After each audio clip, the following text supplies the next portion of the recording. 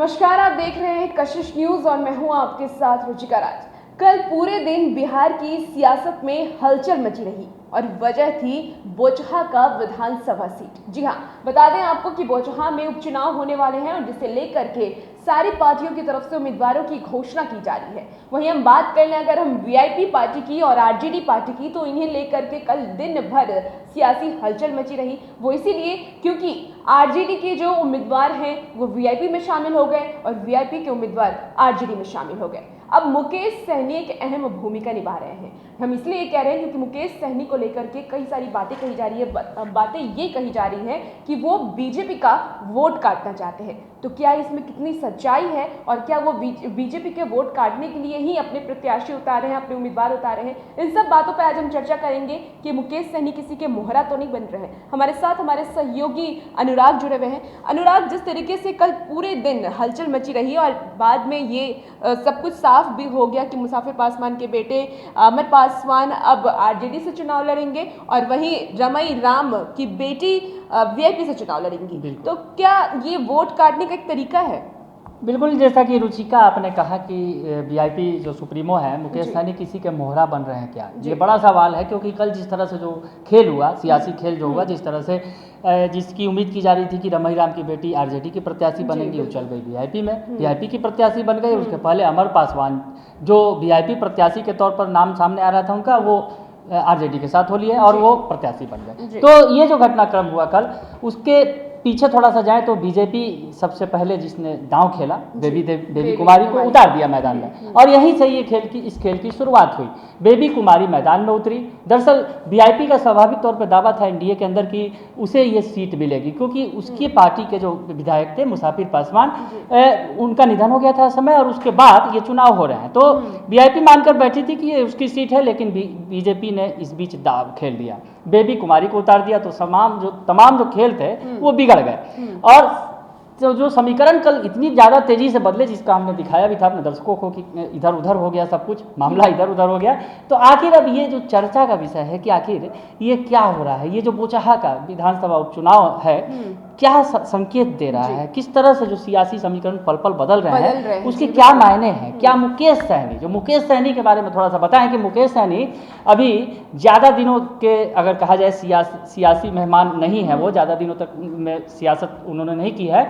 वो पहले फिल्मी दुनिया के, फैंटेसी की दुनिया के मेंबर रहे हैं और वहाँ पर सेट का डायरेक्शन करते थे, सेट बनाते थे, और देवदास फिल्म से उन्हें बड़ी सफलता मिली थी। उसके बाद उन्होंने सियासी एंट्री मारी और एक बड़ी सफलता भी हासिल की, बीजेपी के साथ संबंध बनाया और उसके बाद एनडीए का पार्ट बने और अब सरकार में मंत्री भी हैं। और जिस तरह से मुकेश सहनी के बारे में थोड़ी हम चर्चा इसलिए कर रहे हैं क्योंकि मुकेश सहनी ने जिस तरह से राजनीतिक महत्वाकांक्षा दिखाई, और मुकेश सहनी मंत्री तो बन गए, लेकिन जिस तरह से यूपी का जो चुनाव हुआ भी, और यूपी के चुनाव में उन्होंने जो मास्टर स्ट्रोक अपनी तरफ से खेलना शुरू किया, शायद वो सोच रहे थे कि बिहार की तरह यूपी में भी बड़ी सफलता हासिल कर लेंगे, लेकिन शायद ये यूपी का जो चुनाव है उनके लिए ये बड़ा, अगर कहा जाए कि गले का फांस बन गया है। जिस तरह से बीजेपी से उन्होंने साफ साफ पंगा लिया, जब भी यूपी के चुनाव में उतर रहे थे उस वक्त से ही साफ हो गया था बीजेपी किसी कीमत पर नहीं चाहती थी कि ये उतरे मैदान में, लेकिन मुकेश सहनी इसके बावजूद उतरे मैदान में। ताल ठोका उन्होंने, बीजेपी के खिलाफ तमाम बातें कही, और वो जो यूपी की जो सियासत थी वो उसकी आंख बिहार तक लगी। बिहार के नेता भी मतलब यहाँ पर मुकेश सहनी को नसीहत देते दिखे, बताते दिखे कि आगे बड़ा इसका परिणाम बुरा होगा। तो अच्छा अनुराग, तो क्या जिस तरीके से मुकेश सहनी तो अब बीजेपी के खिलाफ चल ही आए हैं, तो आने वाले समय में जिस तरीके से बोचहा विधानसभा की जो उपचुनाव होने वाले हैं उसकी अगर हम बात कर लें, तो क्या ये सरासर सीधे सीधे यही है कि बीजेपी का वोट काटना अब आरजेडी और वीआईपी एक साथ मिल गई हैं? बिल्कुल, जिस तरह से देखिए, अगर कयास लगाए जा रहे हैं, माना यह जा रहा था कि जिस तरह से एनडीए में अब उनकी बेकदरी हो रही है, एनडीए से लगभग आउट समझे जा रहे हैं मुकेश सहनी, क्योंकि जिस तरह से लड़ाई लड़ रहे हैं बीजेपी के खिलाफ, तो माना यह जा रहा है कि अब उनके लिए फिर से महागठबंधन के रास्ते खुल रहे हैं। और शायद ये जो तमाम सियासी समीकरण हैं जो बन रहे हैं, क्या इशारा कर रहे हैं, कई सारे इशारे कर रहे हैं। जैसा कि आरजेडी के बारे में कहा जा रहा है कि आरजेडी के साथ मिलकर उन्होंने किसी तरह का कोई चाल चली है, कोई रणनीति तैयार की है बीजेपी को घेरने की रणनीति, जैसा कि आप बता भी रही थी कि बीजेपी को घेरने की रणनीति बना रहे हैं। और आरजेडी के इस चाल के तहत कहीं ना कहीं इसे उलट पलट कर इसे कहीं ना कहीं फांसने की कोशिश की गई है। दरअसल एक बीजेपी को मैसेज भी देने की कोशिश की गई है। दरअसल जिस तरह से मुसाफिर पासवान विधायक थे और उनके बेटे का स्वाभाविक दावा बनता है, जिस तरह से अगर सहानुभूति वोट की बात करें तो कहीं ना कहीं अमर पासवान को इग्नोर किया गया और उसका फायदा कहीं मुकेश सहनी उठाना चाहते थे, अपना कैंडिडेट बनाना चाहते थे, लेकिन आरजेडी ने उन्हें अपना कैंडिडेट बनाया। समझा जा सकता है, थोड़ा सा अगर खेल समझे तो मुकाबला सीधे और सीधे बीजेपी और आरजेडी के बीच हो रहा है। रुचिका, इस बात को समझा जा सकता है।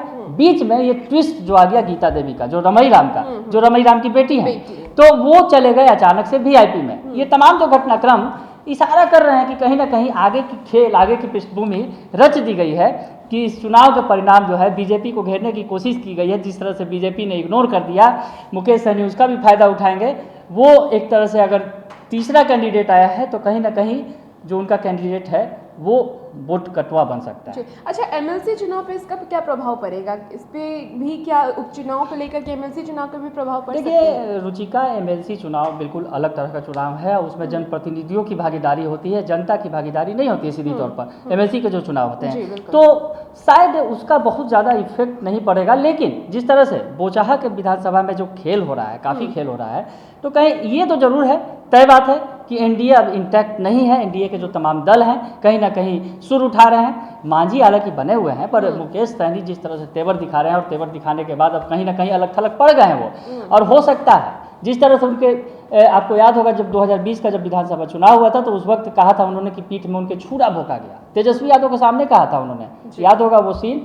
और तेजस्वी यादव के सामने वो मीटिंग में दरअसल उस समय उम्मीदवारों का ऐलान किया जा रहा था महागठबंधन के, और इन्हें उतनी सीटें नहीं मिली, तो वहाँ पर तुरंत मुकेश सहनी ने महागठबंधन छोड़ दिया था और कहा था तेजस्वी यादव को कि वो उन्होंने पीठ में छुरा भोंका है। तो खैर ये जो घटनाक्रम हुआ था, पीठ में छुरा भोंका गया था, लेकिन एक बार शायद अगर अब कहा जाए तो फिर एक बार बीजेपी ने शायद पीठ में छुरा भोंक दिया। बिहार की राजनीति समीकरण फिर से बदलती हुई अब एक बार फिर से दिखाई दे रही है। वीआईपी और आरजेडी कहीं ना कहीं एक साथ है। ये एक रणनीति के तहत ही ये सारी चीज़ें हुई हैं। कल जिस तरीके से हमने देखा कि एक दूसरे के जो भी उम्मीदवार हैं, वीआईपी के उम्मीदवार आरजेडी में चले गए, आरजेडी के उम्मीदवार वीआईपी में आ गए। रुचिका, एक और इंटरेस्टिंग फैक्ट्स भी इसमें मैं बताना चाहूँगा कि जिस तरह से मुकेश सहनी ने नीतीश कुमार से भी मुलाकात की थी और जेडीयू के तमाम नेताओं से भी मुलाकात की थी, तो कहीं ना कहीं ये बात भी, ये सियासी चर्चा है कि कहीं ना कहीं नीतीश के मोहरा है क्या, नीतीश कुमार के भी मोहरा है क्या मुकेश सहनी, ये चर्चा है। और उसके अलावा अगर आप ये समझ सकती हैं जो तमाम जो सियासी समीकरण बन रहे हैं कि आरजेडी के वो मोहरे के तौर पर यानी तेजस्वी यादव के मोहरे के तौर पर काम कर रहे हैं, तो ये जो मोहरे वाली बात हो रही है किसी भी तरह से बीजेपी को घेरने की तमाम कवायद कोशिश। बिल्कुल। तो अनुराग ने जैसे बताया कि ये बीजेपी को घेरने की पूरी कोशिश की जा रही है और मुकेश सहनी इसमें एक अहम भूमिका में नजर आ रहे हैं, क्योंकि मुकेश सहनी ने यूपी चुनाव से ही बीजेपी को घेरना शुरू कर दिया था। उस वक्त भी उन्होंने ताल ठोककर इस बात को कहा था कि बीजेपी की इस बार हार है। हालांकि बीजेपी इस बार जीत गई और उसका साइड इफेक्ट कहीं ना कहीं अब बिहार में भी देखने को मिल रहा है। और बोचहा विधानसभा का उपचुनाव बेहद ही अहम है, क्योंकि इसमें भी मुकेश सहनी बीजेपी के खिलाफ लड़ते हुए नजर आ रहे हैं। अब आने वाले समय में किसकी जीत होगी, किसकी हार होगी, ये तो आने वाला समय बताएगा। लेकिन एक बार फिर से बिहार की सियासत बदलती हुई दिखाई दे रही है। और ऐसी खबरों के लिए कशिश न्यूज के साथ आप बने रहिए। धन्यवाद।